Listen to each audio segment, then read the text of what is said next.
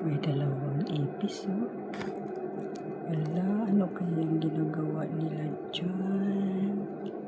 Mamaya bigyan ko silang tinapay kung ikakain pa. Bigyan ko silang dalawa ng tinapay. Ay, nawala. Ayan, bumalik talaga yung ipis. Kinain na niya yung binigay kong tinapay.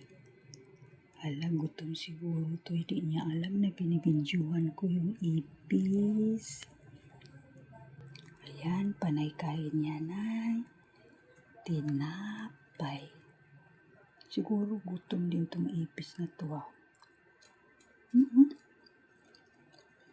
Dalawa na sila.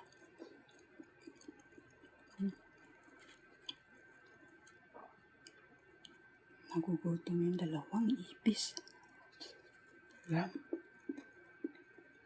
Hindi nila alam na binibidyohan ko silang dalawa. Wala.